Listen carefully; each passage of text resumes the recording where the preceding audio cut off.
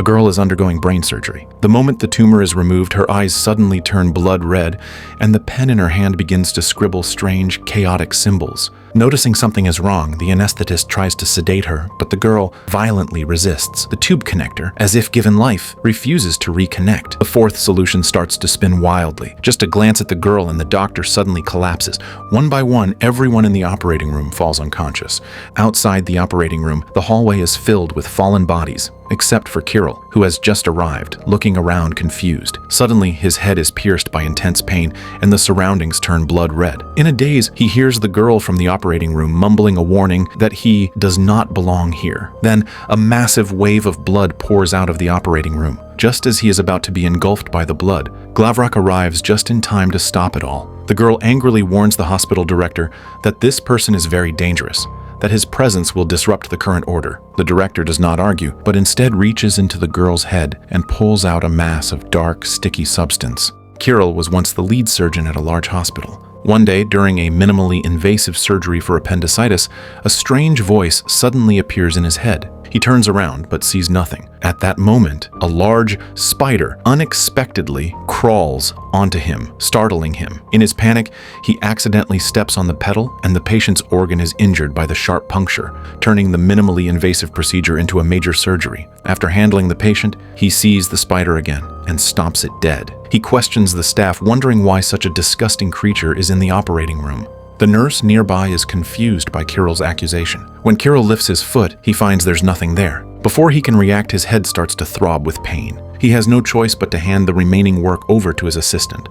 After the surgery, the assistant tells him everything has been handled, that no one will speak about what happened, and the patient is now out of danger. The assistant comforts him, urging him not to let a momentary lapse in concentration define him. Just as Kirill exhales in relief, his vision suddenly goes black, and he collapses to the ground. Examinations show that he has a malignant tumor in his brain, now in its fourth stage.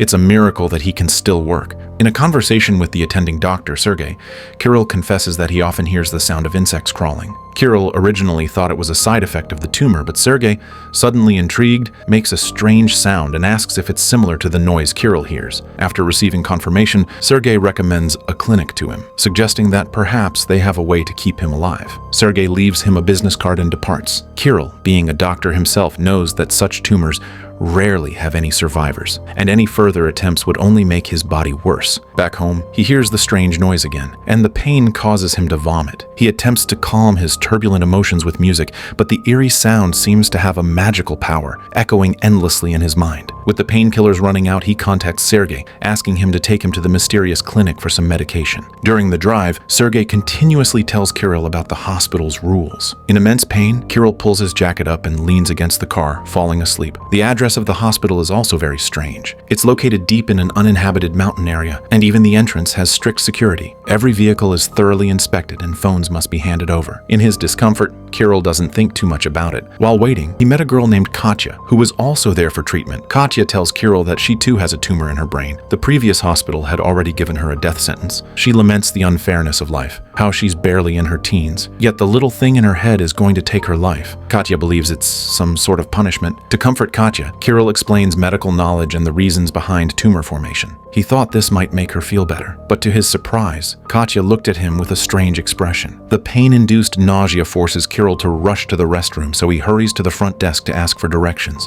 Before he could finish his sentence, he vomits right in the lobby. This causes the woman nearby to frown, and she uses the front desk intercom to call for cleaning staff. Next, a large man rushes over, tackles Kirill, and covers his mouth tightly with his hand. Kirill never imagined he would be treated this way. Soon, a group of people arrives to disinfect the area. The disinfectant is strange, a green, sticky, unknown liquid. Thankfully, Sergei arrives just in time and warns Kirill that from now on, he must not curse while in this place. After Kirill agreed, the burly man released him, and he was taken to the examination room by a doctor. The doctor's name is Anna, and she asks Kirill to undergo a head examination. Kirill insists that he already had one at another hospital, so there's no need for a repeat. However, Anna insists he must do it, or they won't proceed with any further treatment. Desperate to get some pain relief, Kirill reluctantly agrees. What's even stranger is that, although the test is only for his brain, Anna asks Kirill to strip completely naked. Once prepared, Anna places a strange object on Kirill's chest and warns him not to let it leave his body during the examination. Kirill picked it up and glanced at it. It seemed to contain some kind of bone. This unconventional treatment opens Kirill's mind to a new world.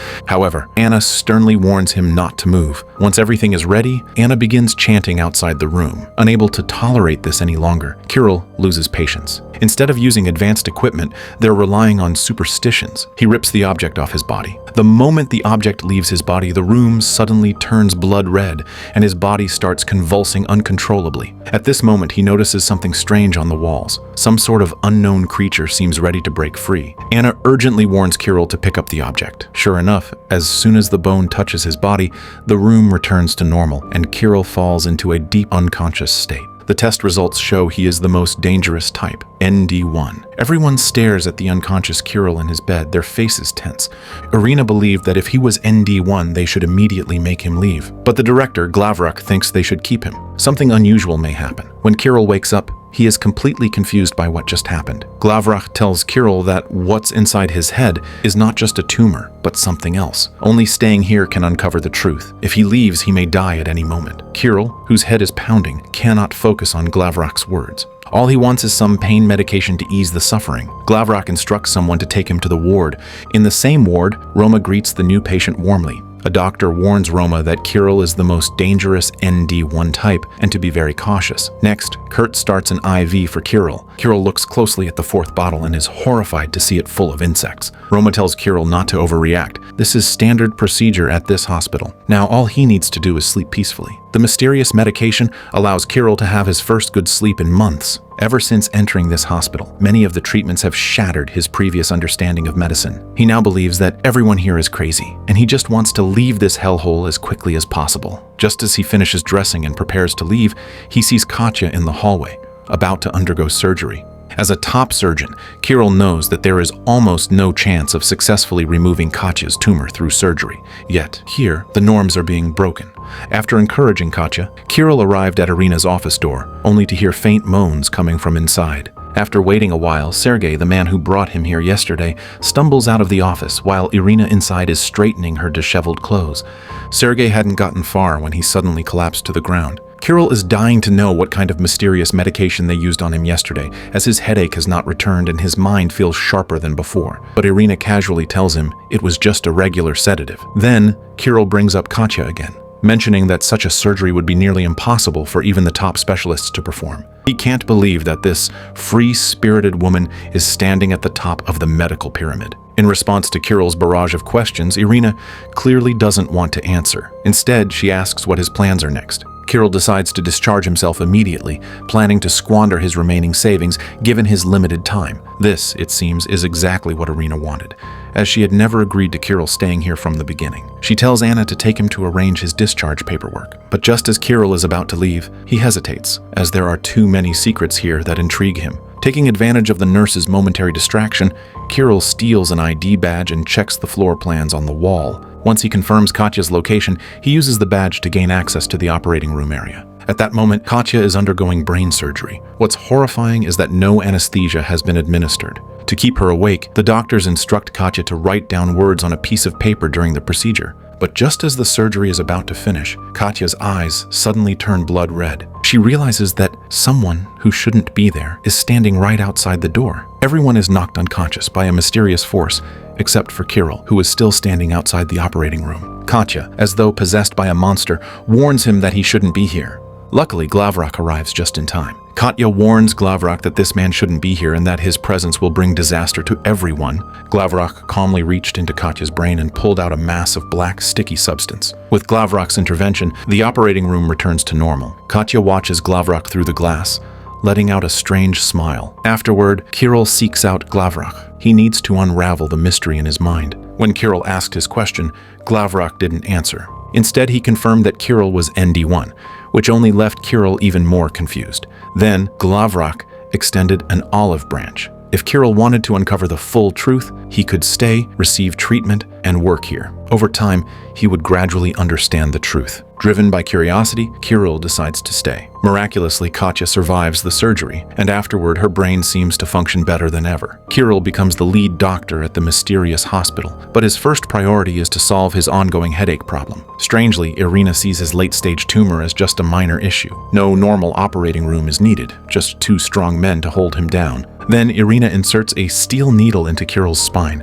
The pain causes his body to convulse uncontrollably. As the steel needle is slowly removed, a writhing white liquid is drawn out. The tumor that had plagued him for so long is gone. A procedure that would be nearly impossible elsewhere is considered routine here. Through Irina's explanation, Kirill learns that this is just the tip of the iceberg at the hospital. The surgeries that seemed simple here were something countless medical experts outside could only dream of. This completely shattered his worldview, and he decided to stay and work hard. Soon, Kirill encounters his first patient. However, as soon as Rita sees Kirill, she instinctively steps back. She tells her husband that she wants to leave and asks him to find her a female doctor instead. Rita's unspeakable reasons are unknown to her husband, but since this place was recommended by a close friend, they decide to stay and have a checkup before deciding what to do next. So, Rita is brought into Anna's office for an examination. Although Kirill is an experienced head doctor, when faced with this supernatural situation, he is at a loss. Luckily, with Anna's help, Kirill soon discovers that Rita is not just a regular tumor patient. She is a host for an evil entity. These entities appear as tumors, and the machine and bone-like object can determine the nature of the evil entity. With Anna's guidance, Kirill began his first steps. After a thorough inquiry, Rita's responses seem completely normal, and she appears to be just a regular tumor patient. But Rita often feels as if someone is strangling her neck, an invisible hand that makes it impossible for her to breathe or struggle. To Kirill's surprise, his first day on the job introduces him to a seemingly ordinary patient. No supernatural phenomena show up on the equipment.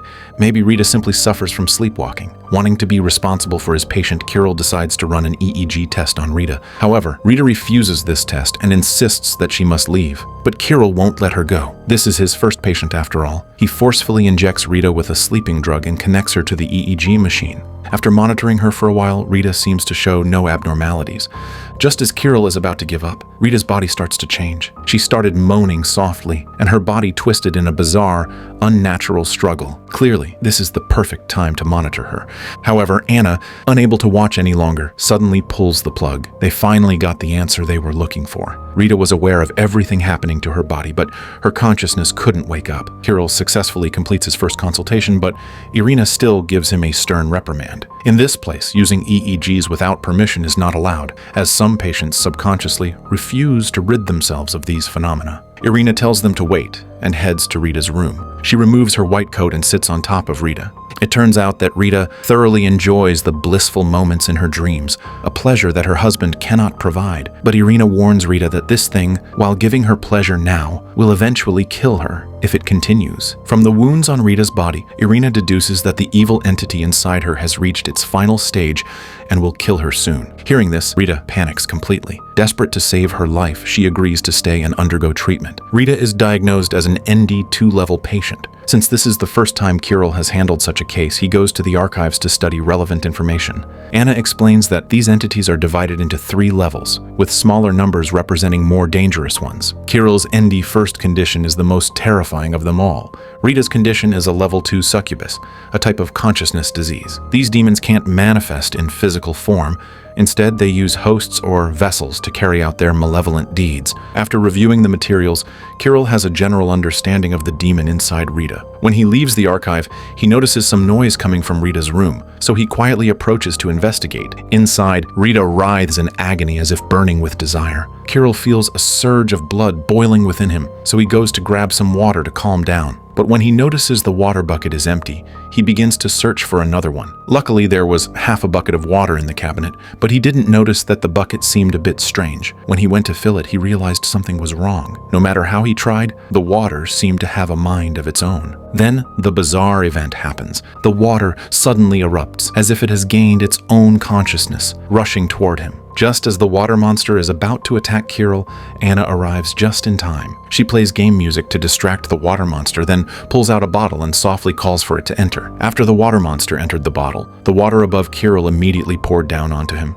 It's only then that he realizes this creature is the tumor that was once inside him. It turns out Kurt has a peculiar obsession. He secretly breeds these strange entities. Anna's words give Kirill an idea. They can create a container to control the demons inside patients instead of eliminating them completely, thus preventing harm to the host's body. Soon, it's time for Rita's surgery. Anna becomes Kirill's assistant, and the procedure proceeds smoothly. Just as Kirill locates the tumor where the demon is parasitizing, the anesthetized Rita suddenly starts to tremble, and the operating room is bathed in a blood-red hue. A naked demon crawls on top of Rita's body, telling her, "We will meet again." Then, the demon vanishes into thin air. Inside the operating room, Kirill successfully removes the tumor. It turns out Rita had long since stopped loving her husband because the succubus had given her experiences of unprecedented pleasure. When her husband learned that the demon hadn't been removed but sealed instead, he threw the flowers he was holding at Rita and angrily stormed off. Not long after, Kirill receives another patient. Natasha's situation is very strange. She has been pregnant for 3 years but shows no signs of labor. During their conversation,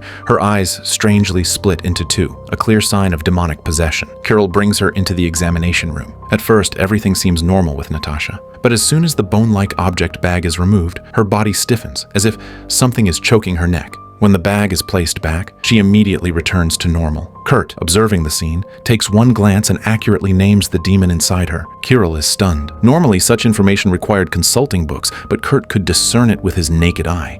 In Kirill's astonished gaze, Kurt directly questions the demon inside Natasha, and the response matches his judgment perfectly.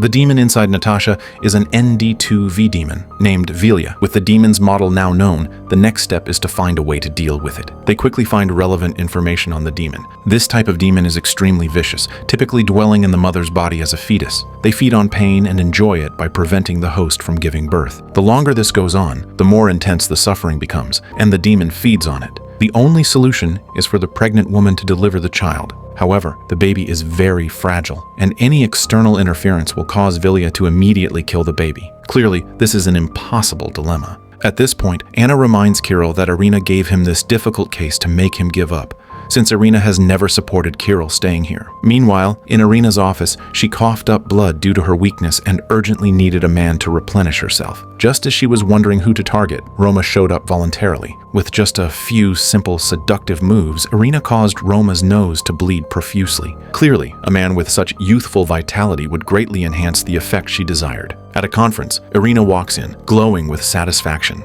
The topic of discussion: how to help Natasha successfully give birth to her child. After much discussion, they still haven't come up with a better solution. In the end, Glavrok decides to negotiate with the demon to find out what it wants before making a decision. In the room, Natasha is tied to a chair by Kurt. Then, Kurt hands Kirill something to hold in his mouth, warning him that no matter what happens, he cannot remove it, or he will become lost and trapped in the mental world forever. Once everything is set up, Glavrok places his hands on Natasha's belly and begins chanting a spell. As Kirill places his hand down, the room suddenly turns red. A powerful force pushes all three of them out of the room. The demon, Velia, appears and declares that it will take both the pregnant woman and the baby. At this moment, Glavrok suddenly pointed to Kirill beside him, saying that if it wanted to take them, it would have to ask if this person agreed. Velia summoned Kirill to its side, sensing the terrifying presence within him, though it had not yet awakened. In the end, Velia made a concession. It promised to take only either the pregnant woman or the child, and asked them to make a decision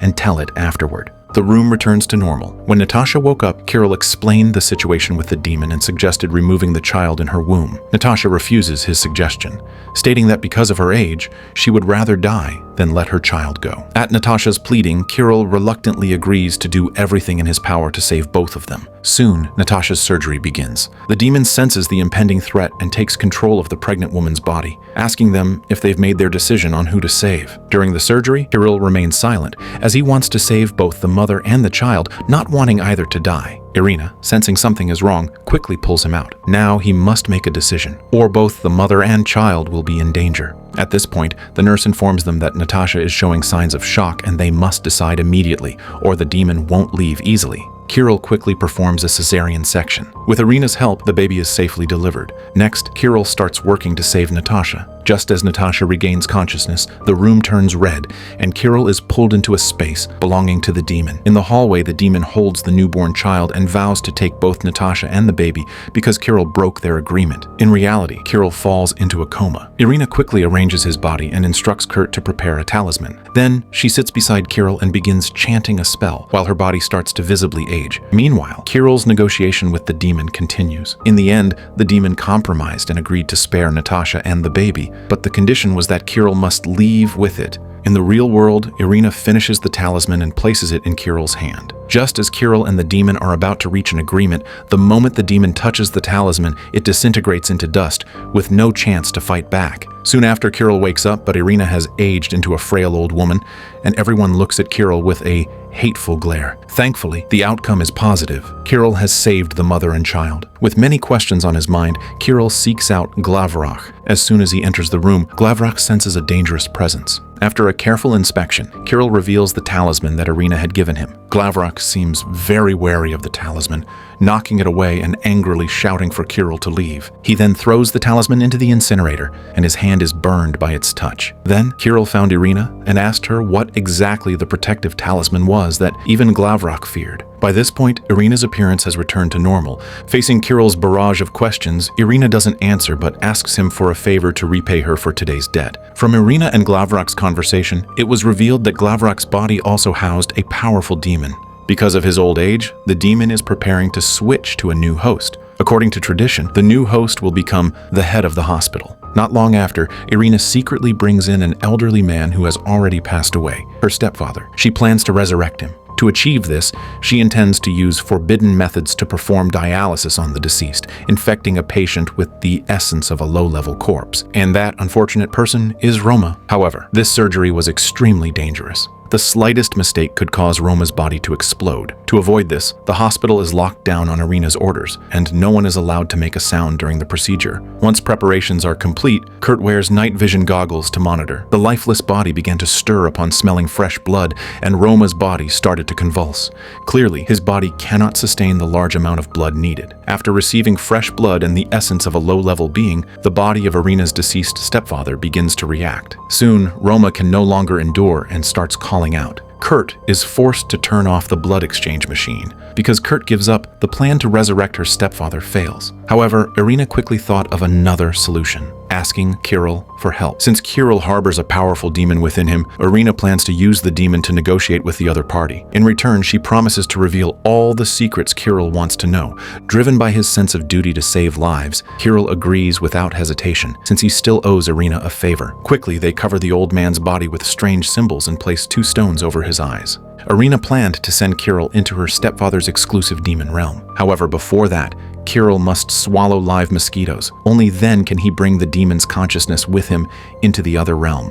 After swallowing the mosquitoes, Kirill immediately spits up blood, and soon he finds himself in a mysterious space. Passing through layers of mist, he finally sees a house with lights on. Inside the house, the old man is telling a bedtime story to a young girl. At first, it seems like a happy father-daughter moment, but the old man's hand begins to move inappropriately over the girl's body. Kirill approaches to greet them, but no matter how loudly he calls, they seem unaware of his presence. To the old man, Kirill is nothing more than an annoying mosquito. Soon, the girl senses danger and breaks free from the old man's grip, hiding. But no matter where she hides, the old man finds her, roughly picking her up and throwing her onto his bed. Hearing the girl's screams, Kirill tries to intervene, but every time he opens the door, he ends up back at the starting point. He tries again and again, but it feels like he's trapped in a loop. Eventually, he's thrown out of the house. Meanwhile, in the real world, Kirill's body falls into shock. Irina rushes to save him, but it's all in vain. In the demon's space, Kirill arrived at a church. Behind the confessional window, there is a shadowy figure who asks why he's come. Kirill explains that Irina's stepfather is dead, and he's here at her request to save him. The figure seems to know Irina and reveals that she is a witch, who, many years ago, suffered great emotional trauma. She survives by absorbing the life force from men, but the real threat is Glavroch. Inside him is a powerful demon named Lucifer. Glavroch and the demon signed a contract years ago. The shadow offered to send Kirill back and resurrect the old man, in exchange for delivering a coin to Glavroch. An ordinary request, and Kirill agrees without hesitation. What he doesn't know is that his real body has been taken to the funeral home and is about to be thrown into the crematory furnace. Suddenly, Kirill rises from the dead, startling Tamara. To prove he's truly alive, Tamara asks Kirill to breathe on a knife. Tamara was curious about Kirill's revival, as no one had ever returned from that place unless they had made a pact with a demon. Kirill briefly describes what happened, but leaves out the part about the coin. After all, he doesn't know who the person behind the confessional window truly is. Kirill's death leaves Anna heartbroken. In her anger, she storms into Irina's office, but because she's Irina's daughter, Irina doesn't take any drastic action against her. Just as Anna is trying to calm down, Kirill, wrapped in a towel, walks boldly back into the office. Seeing him, Anna spills her coffee and runs straight into Kirill's arms. After changing clothes, Kirill rushes to Glavrak's office to verify the claims made by the person in the confessional. However, Glavrak avoids answering any of his questions. After several days of observation, Kirill realizes that this place is not a hospital. It's been helping Glavrak create useful entities for himself. The conspiracy is revealed, and Glavrak admits the truth. He's only interested in the demon inside Kirill, sensing that it's even more powerful than his own. Now that Kirill knows these secrets, it's clear that he's already made a deal with the demon, so there's no reason for him to stay at the hospital anymore. Glavrak fires Kirill from all his duties and orders him to leave and fend for himself. Seeing through Glavrak's true intentions, Kirill storms out, casually tossing the coin onto the desk. When Glavrak sees the coin, his body freezes and he collapses. At the same time, Irina's stepfather miraculously comes back to life, immediately recognizing the woman in front of him. It's the girl he violated years ago,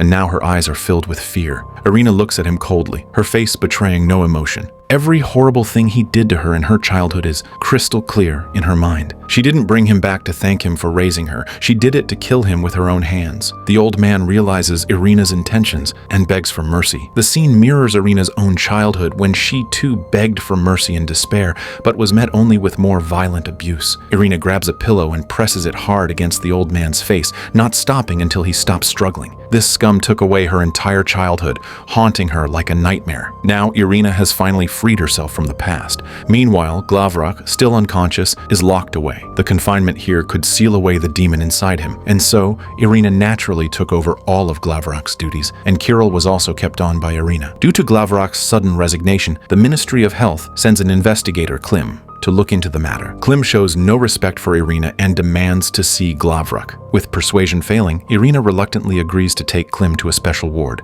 Irina warned Klim that Glavrak was extremely dangerous now, but Klim clearly didn't believe such nonsense. The moment Klim stepped over the boundary line, Glavrak merely moved his fingers, causing Klim to float in midair. Fortunately, the head of security manages to pull him down just in time. Shaken and almost wetting his pants, Klim even abandons the bag he dropped inside. Next, he heads to the examination room to inspect, where Anna is performing a checkup on a patient. Irina warns him again that this patient is very dangerous, but being a newcomer, Klim thinks there's no reason to fear a patient. Unexpectedly, the woman merely glanced at him and his head was struck, leaving a large bump. In such a short time, he had already been humiliated twice, which made him lose face. He had no idea what might happen if he continued the inspection, so he used a meeting as an excuse to leave. In front of all the doctors, Klim claims the position of director, announcing that from now on, every patient, whether admitted or discharged, must be reported to him. Irina gently advises him that the hospital has been operating independently for a long time, and each patient is unique. His medical experience may not be enough for this responsibility. But the confident Klim believed that Irina was saying this simply because she resented him for taking her position. After the two humiliations, he proceeds to berate everyone in the room. At this point, the nearby shredder, unable to bear it any longer, explodes, and the shredded paper seems to come alive, flying toward him. Irina tells him this is just a regular demon, not a big threat. To avoid more accidents, he should just leave voluntarily. Then, Irina starts playfully teasing Klim, touching his ear in an attempt to use her charm to get him to leave.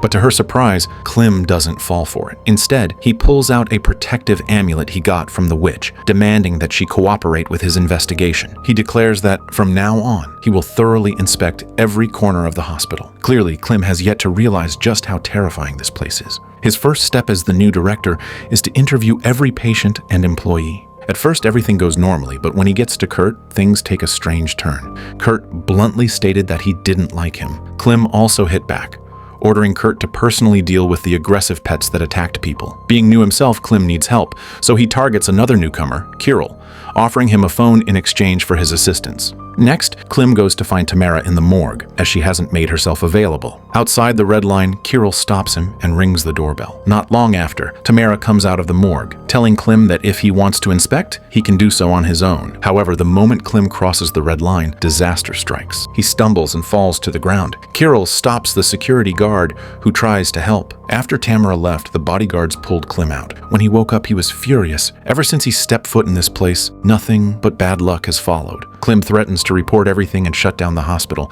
In the lobby, he sees the patient who humiliated him earlier, and he decides to have some fun with her. But because of the wound on his head, he is humiliated once again by the patient. Unable to take it anymore, Clim subtly hints to Kirill that he should euthanize the woman during the surgery. However, Kirill is a doctor sworn to save lives, not a cold-blooded killer. To find a solution, Kirill goes to the archives and finds the file on the female patient. The patient had made a deal with a demon, who granted her certain abilities in exchange for allowing herself to become the demon's vessel. Her condition is a new type of brain, tumor. If not removed immediately, she will go blind in a week and die within a month. But before the tumor can be removed, her agreement with the demon must be broken. To find a way to break the pact, Kirill sought out the resourceful Irina. Irina tells him that to forcibly tear up an agreement with a demon, they would need a demon more powerful than the one involved. Here, only Glavrak and the demon within him might have the means. Obviously, the imprisoned Glavrak has no reason to help him. Soon, the female patient is brought to the operating table. To ensure the euthanasia goes smoothly, Clim insists on joining to supervise. Kurt takes out a package and distributes it to everyone, saying that after eating it, they won't be affected by the demon for a while. Knowing it's something to protect himself, Clim eats it without hesitation. It's so disgusting that he almost can't swallow it, and soon he realizes his throat feels like he's eaten devilishly hot chili peppers. He starts coughing uncontrollably. While Clim was away, Kirill secretly moved the patient to Glavrak's secret ward. It was a simple task, but under the control of the demon, Glavrak completely forgot his identity as a doctor. He refused to help and told Kirill that there was also an incredibly powerful demon inside him, and if needed, he could ask for its assistance. After getting a definite answer, Kirill moves the female patient into Roma's room, planning to begin the surgery while Clim is distracted. Soon, the new type of brain tumor in the female patient was removed, but her body began to violently shake. Clearly, the demon inside her was fighting back. Fortunately, the demon within Kirill took action and tore up the contract, restoring the room to normal. At that moment, Clim, who had been tricked, arrived. With the tumor removed, the female patient began showing symptoms of blindness. Although she would live the rest of her life in complete darkness, at least her life had been saved. Kirill tells Clim that the female patient's powers are now gone, and the symptoms of madness are merely psychological. Now a normal person, the female patient was discharged from the hospital. Anna couldn't help but worry. She wondered what the endless demands would eventually lead to, as no one truly knew the outcome. After spending time together, Anna had developed feelings for Kirill, and their emotions were running high. But suddenly, Kirill's nose began to bleed uncontrollably. It turns out Anna had inherited her mother's witch bloodline. Kirill lost too much blood and passed out. When he woke up, he found himself receiving a nutrient drip. The bloodline of a witch is truly powerful. Even demons can't handle it. After regaining consciousness, Kirill immediately went to the cremation room, where he had hidden the ND3 he had removed from his body. Next, he visited Roma's room. Roma was packing up his things since he had lost his value in staying. Irina had given special approval for Roma's discharge, promising him regular prescriptions. Kirill pulled out the bottle containing the ND3 and asked Roma to take it out of the hospital for him. After some persuasion, Roma reluctantly agreed and left with the bottle. Meanwhile, Clim arrived at Kurt's secret base. There, many strange insects and plants were being cultivated. These creatures could be harvested for a substance that suppresses demons. Unaware of the true nature of the situation, Clim ordered Irina to dismantle the facility immediately. After all, this was a hospital, not a botanical garden. Furthermore, the substance had not been approved by the pharmaceutical regulatory body, violating national regulations. Irina reluctantly complied with his orders. Next, Irina invited Clim to her office to discuss the hospital's optimization. That day, Sergei brought in another patient, and as a reward, Irina planned to give him a full-body massage. Having experienced this before, Sergei knew exactly what was coming. He hurriedly explained that he had recently been diagnosed with heart disease and that any emotional stress could be fatal. Reluctantly, Irina let him off the hook. As soon as Sergei left, Clim entered the office to discuss the next steps for optimization, but the moment he stepped inside, he was distracted by Irina's black stockings and legs. Then, Irina grabbed his tie and, with tempting words and actions, left Clim helpless, causing him to lose all resistance. Even the protective amulet the witch had given him was casually tossed aside. Afterward, Clim, completely drained, walked around with dark circles under his eyes, relying on the nutrient drip to sustain his body. For the time being, he was unable to interfere with the hospital's operations. Meanwhile, housekeeping discovered a large hole in the mysterious room where Glavrak was being held. A huge crack ran through the entire hospital, and inside, a disgusting, slimy substance was rolling around. A nurse, curious, glanced at it, and the liquid suddenly splashed onto her clothes. She quickly took them off, but the liquid had already eaten a hole in the fabric. Kirill gently scraped a bit of the slime off with a book. He naively thought that as long as he didn't touch it, it wouldn't be dangerous. However, after merely sniffing it, his eyes began to glaze over, his pupils dilated, and the curse "die" echoed continuously in his mind. Under the control of his inner demons, Kirill stood on the roof of the hospital, spreading his arms as if ready to jump. Just as he was about to leap, Kurt pulled him back. When Kirill regained consciousness, his head was pounding with pain, and he passed out again. Clim quickly sought out Irina to ask about what had happened. Irina explained that the demon Lucifer had escaped from Glavrak's body. Without a host, Lucifer was extremely dangerous, but the hospital had a barrier, preventing it from leaving. The only hope now was that Lucifer would find a new host. Once it bonds with a new host, that person will become the new director. Clim volunteered to allow Lucifer to possess him, thinking this would help him manage the hospital better.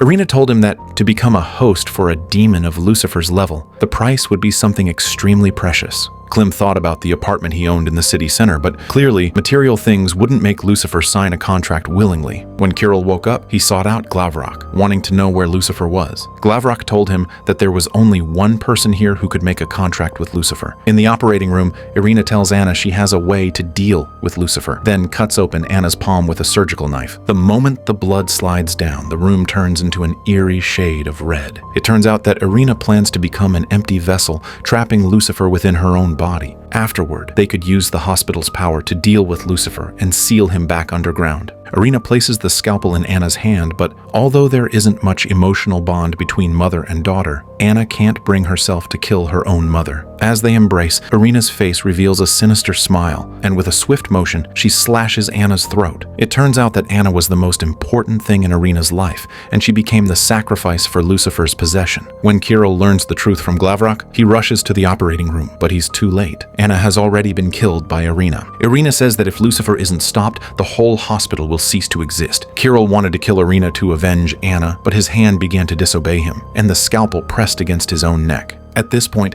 Irina has become Lucifer's host. She intended to kill Kirill too, but doing so would risk letting the demon inside him escape. So she knocks him unconscious instead. When he wakes up, Kirill finds himself now a patient. A nurse tells him that he has been asleep for 7 days and nights. Kirill immediately goes to Irina's office, only to discover that she is now the head of the hospital.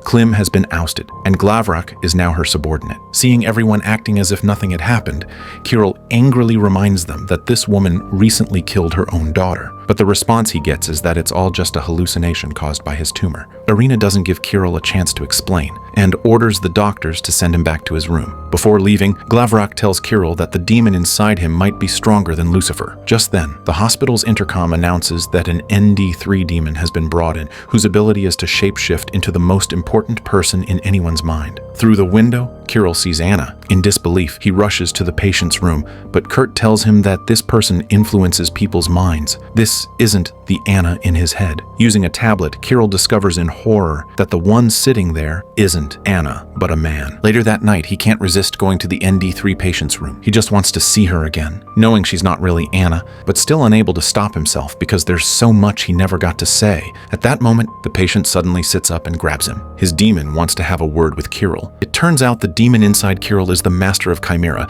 and it knows how to resurrect Anna, but time is running out. Only 2 days remain. Kirill is unsure. After all, the last time he brought back a coin for the shadow, it had caused major trouble for the hospital. He goes to Kurt for advice on whether to make the deal. Kurt tells him that making a deal with the ND demon is a pact sealed with death, but there's one condition: he can't kill himself. The demon must guide him. Lucifer's duty is to help patients rid themselves of demons and maintain the balance between the human world and hell, but he will not take action on his own. The only solution is the ND3 that Roma took from the hospital, so Kirill must leave. With the help of his colleagues, Kirill escapes the hospital. Dragging his suffering body, he finds Roma and uses vulgar language to provoke the ND3 demon inside the bottle. Ultimately, he is killed by the demon. Roma then brings Kirill's body back to the hospital. In the morgue, Tamara needs to dissect his body to check for any remaining demons. The moment Kirill's chest is opened, he enters a strange space. There, Chimera sits across from him, asking if Kirill wants to make a deal with its master, then pulls out a thick stack of contracts. Kirill only has 40 seconds to consider, or he'll miss his chance to resurrect Anna. With no time to think, Kirill bites his finger and presses a blood seal onto the contract. As the contract is sealed, time rewinds to before Anna was killed. But when Kirill arrives, he's too late again. He pushes Irina aside and puts Anna on the operating table. Now he must immediately stitch Anna's wound. Kurt arrives just in time to help. Irina, whose sacrifice failed, weakly stumbles out of the room. She desperately needs a strong man, but everyone sees her and runs in fear. In the end, Irina's body rapidly ages, and she dies in the hallway. As Kirill stitches Anna's wound, the demon inside him returns. It tells him that it will become the master of his body. After finishing the stitches, black slime suddenly covers Kirill's entire body. Kirill screams in agony, finally collapsing at the side of the operating table. But with his remaining willpower, he holds on until Anna wakes up. Now, he can finally let the demon take over his body. A voice in his mind constantly urges him to speak the name of the demon inside him. Looking at himself in the mirror, he instinctively says, Astros. And with that, Season 1 of 13 Klinicheskaya comes to a chilling end.